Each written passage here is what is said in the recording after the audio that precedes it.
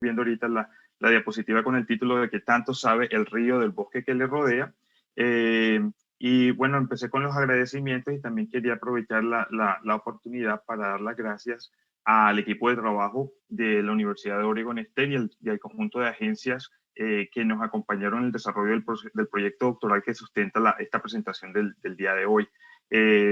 Asimismo, pues todas las agencias de aquí de los Estados Unidos y también Conciencia, que fue el patrocinador de mi proyecto doctoral. Entonces, como el tiempo es corto, vamos a ir al grano, literalmente, porque mucho de lo que sabe el río sobre el bosque que le rodea está escrito en el lenguaje de los sedimentos, en el lenguaje del barro. Y estas partículas que están allí tienen muchas historias que contar, pero una de ellas tiene que ver con algo que nos preocupa a todos, que es el tema del clima y el ciclo de carbono. Todos sabemos que los bosques desempeñan un papel fundamental en la captura de carbono de la atmósfera, el cual ha venido aumentando drásticamente debido al consumo de combustibles fósiles, la deforestación, entre muchas otras causas. Sin embargo, la historia de los flujos de carbono en las cuencas de montaña es una historia incompleta. O como diríamos en la costa, a ese cuento le hace falta un pedazo, o más precisamente muchos pedacitos, y eso lo vamos a ver en esta presentación. Por el momento hay tres cosas importantes que ustedes tienen que saber sobre el tema de flujos de carbono o flujos laterales de carbono en cuencas de montaña. La primera es que las aproximaciones que usamos muy convencionalmente ignoran el transporte lateral de carbono, es decir, todo aquello que se va hacia los ríos, los lagos y los océanos. La segunda es que ese transporte lateral es cualquier cosa menos despreciable, es decir, puede representar hasta un tercio del total de carbono que se puede capturar, que se puede captar dentro de una área boscosa. Y el tercero es que las estimaciones de ese flujo lateral han cambiado significativamente en los últimos 10 años con un incremento de hasta el 500% con respecto a lo que sabíamos hace una década. Por ejemplo, si pensamos en lo que el salario mínimo era en el 2010, que era aproximadamente 515,000 pesos, hoy estaríamos hablando de que el salario mínimo fuese de 2.700.000. Dado que estas estimaciones de los flujos laterales también están en discusión, es como si todavía estuviéramos discutiendo el aumento del salario mínimo.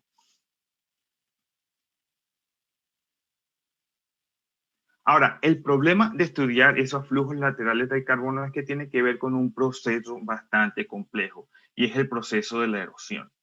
El problema es que erosión significa cosas diferentes si estamos en terrenos planos dominados por la agricultura, donde el suelo se pierde gradualmente por capas, o si lo observamos en paisajes de montaña, donde no solamente se pierde el suelo, sino porciones enteras del paisaje, incluyendo la movilización de rocas, troncos, palos, o sea, la vegetación completa. Lo que ven ahí en ese círculo rojo es un ser humano, para que se hagan una idea de la escala. Entonces, pensar en flujos laterales de carbono implica considerar una serie de procesos que conectan esas partículas de carbono que viajan desde el bosque con potenciales sumideros en el fondo de los lagos o los océanos. Y ese viaje del carbono ocurre junto con los sedimentos del río. Por si esto fuera poco, los pulsos de partículas de carbono son iniciados por una variedad de eventos que en su conjunto se conocen como el régimen natural de disturbios. Y estos eventos incluyen deslizamientos, terremotos, incendios, inundaciones, etc. Estos pulsos de material particulado en respuesta a estos eventos se propagan como una onda que se atenúa a partir de la fuente, haciendo que la señal se vuelva aparentemente más débil a medida que nos acercamos a esos sumideros. Ahora, no nos podemos olvidar de agregar un ingrediente fundamental: las actividades humanas, que también tienen un impacto en cómo se mueven esos sedimentos y ese carbono. Ahora, para poder entender mucho mejor cómo ocurren esos flujos laterales de carbono en cuencas de montaña, bueno, nosotros, en lugar de irnos por las ramas, nos decidimos ir al grano, o mejor dicho, a los granos. Lo que hicimos fue que durante mi doctorado estudié barro, literalmente, a un nivel de detalle que incluía análisis de tamaños de partículas, composición química elemental, composición isotópica, biomarcadores, y todo esto me permitía entender no solamente qué se mueve con los sedimentos, sino también cómo el proceso de transporte de esos sedimentos afecta la composición química de los mismos, en este caso, el carbono.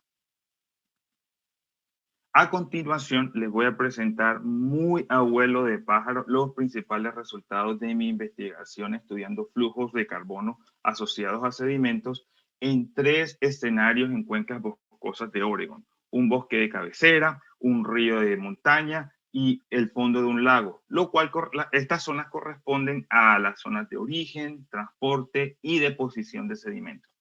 Tengo que hacer un par de advertencias, sin embargo. La primera es que quise presentarles estos estudios de manera tan comprimida porque pienso que, aunque cada estudio tiene su mérito propio, es el panorama conjunto lo que podría ser de mayor interés para la audiencia de este evento. Y lo segundo es que me debatí hasta último momento entre mostrar las conclusiones usando solamente diagramas conceptuales como el que está ahí en la pantalla, o acompañarlas con los datos. No mostrar los datos me hubiese dado pesadillas, así que los he puesto ahí para que todos los puedan ver. Sin embargo, por la premura del tiempo, no me voy a detener a explicarlos en detalle y con mucho gusto les contestaré cualquier pregunta que puedan tener con respecto al respecto en la sesión de preguntas al final. Entonces, vamos a empezar. En el primer estudio en las cuencas de cabecera, lo que hicimos fue reconstruir una serie de más de 30 años de flujo de carbono particulado fino a escala mensual, a partir de un par de cuencas de cabecera, en las cuales una fue completamente cortada o talada en 1975 y la otra fue preservada como control. Adicionalmente, en la cuenca talada hubo un deslizamiento relacionado con la desestabilización del terreno resultante de las actividades de deforestación. Este análisis que nosotros realizamos en este par de cuencas constituye uno de los registros más largos de flujos de carbono particulado hasta la fecha, que también abarca el efecto de un evento extremo en 1996. Ahora nos vamos a los resultados. Lo que observan acá en la parte izquierda de la diapositiva es los modelos conceptuales correspondientes a nuestras hipótesis. Y en la parte derecha los resultados correspondientes a la cantidad de carbono particulado por unidad de área exportado a lo largo del ciclo hidrológico. Esto condensa todos los datos de los 30 años que les estoy hablando. La mitad superior corresponde a la cuenca control y la mitad inferior corresponde a la cuenca talada. El detalle más importante aquí en el que quiero que se enfoquen es el color, porque corresponde al contenido de carbono de los sedimentos. Lo que nosotros encontramos es que en el bosque talado, hace más de 30 años, en el que ocurrió ese flujo de detritos, el tipo de carbono que se exporta preferencialmente proviene del suelo, por eso se ven los tonos cafés en la parte inferior. Y está menos influenciado por la vegetación que rodea el cauce de la corriente de cabecera, que en este caso está representado por tonos verdes mucho más prevalentes en la cuenca control. Es decir, que en la cuenca talada y que sufrió el impacto del disturbio, la señal de la vegetación ha sido reemplazada por una señal erosiva. En nuestro segundo estudio realizamos los sedimentos depositados después de una tormenta con vientos huracanados, un vendaval en la costa oeste de los Estados Unidos. Esta vendaval correspondió a la primera alerta de huracán emitida en la región de Oregon, porque en la costa oeste no son muy frecuentes los huracanes. Lo que hicimos durante ese evento fue recolectar muestras de sedimentos finos y gruesos en 12 puntos a lo largo del río Alsea. En este caso muestramos desde la zona de cabecera hasta la zona del estuario.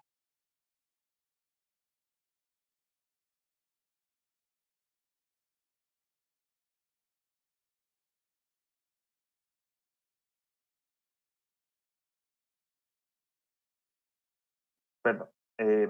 Entonces, les contaba que estamos mostrando desde la zona de cabecera hasta la zona del estuario. ¿Qué encontramos acá? Nuevamente un diagrama conceptual. A pesar de la clara separación en términos de tamaño de la composición química, de la fracción fina, encontramos que la fracción fina, esas partículas súper pequeñitas que van flotando en el río, está fuertemente influenciada por la composición química de la fracción gruesa, los fragmentos de palos y hojas, particularmente en esos sedimentos en donde la abundancia de ese material vegetal era notable. esta conexión está aparentemente mediada por un proceso de fragmentación física que tiene lugar a medida que los sedimentos se desplazan desde la zona de cabecera hacia el estuario. Acá la evidencia es un poquito más complicada de entender y, como les dije, simplemente a vuelo de pájaro.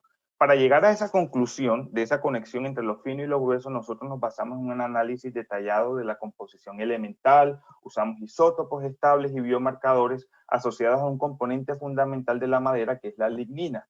Eso nos permitía establecer qué tan similares era esa fracción gruesa con esa fracción fina. En este caso, en la figura que está representada allí, nosotros estamos representando la fracción gruesa con el color morado y la fracción fina con el color verde. Para aquellos que están familiarizados con estos modelos químicos de mezcla o los end-member models, nuestra conclusión aquí es que químicamente la fracción gruesa es claramente parte del material de origen de la fracción fina. Ahora, para aquellos que no están familiarizados con las actividades y esos modelos sofisticados, yo siempre uso un ejemplo muy sencillo y lo llamo el dilema del mojito cubano. Es la diferencia entre un mojito mal preparado, que es la mezcla, y uno bien hecho, que es cuando se maceran y todas las sustancias se disuelven. Entonces, cuando nosotros estamos parados en la idea de la mezcla, la dispersión química que uno esperaría observar permitiría identificar los diferentes componentes de la mezcla muy claramente, así como en el mojito se ve la hoja de menta y el hielo, etc. Pero cuando hay maceramiento, cuando hay toda esa trituración, llega un momento en que es muy difícil separar la mezcla en términos de sus componentes iniciales. Volviendo al caso de lo que les estaba mostrando, en el caso de los sedimentos del río Alsi, nosotros pensamos que llegan a ese estado de homogenización, esa aglomeración de los punticos verdes, debido a la fragmentación física que ocurre a medida que ellos interactúan con la fracción mineral, con la roca, los minerales que van suspendidos en el agua. Esto significa que ese proceso de fragmentación física, muy poco estudiado hasta el momento, estaría conectando fracciones de tamaño movilizadas por diferentes mecanismos, contribuyendo hacia que los sedimentos sean una señal integradora de eso que está pasando con el bosque y en el río. En otras palabras, lo que les quiero decir acá es que si el río suena, no es solo porque piedras lleva, sino también pedacitos de bosque que se rompen a medida que viajan corriente abajo. En nuestro último estudio, recolectamos sedimentos de 7 metros a partir del fondo de un lago creado por un represamiento natural en la cuenca del lago Lund, también en el sur de Oregon. Estas columnas de sedimentos contienen láminas que se depositan anualmente, así como si fuesen páginas de un manuscrito que se acumulan una encima de otra a medida que se escriben con la tinta del bosque. Nosotros empleamos un análisis detallado mediante granulometría láser para entender o para identificar todos los tamaños de partículas que estaban depositados en cada una de esas páginas sedimentarias. Con la información resultante construimos una visualización de la columna de sedimentos que nos permitía observar múltiples cambios de tamaño de partículas simultáneamente.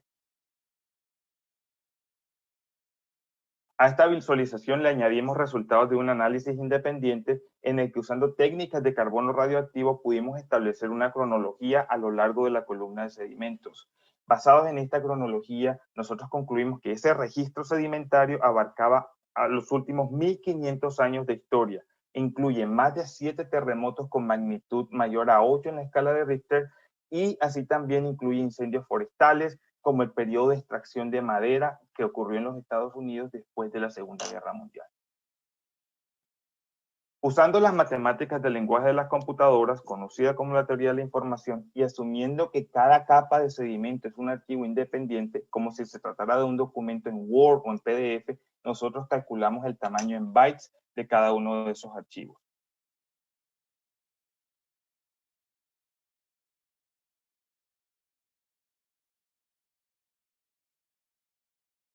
Y encontramos que había una correspondencia entre la ocurrencia de dichos eventos y nuestra señal de contenido de información.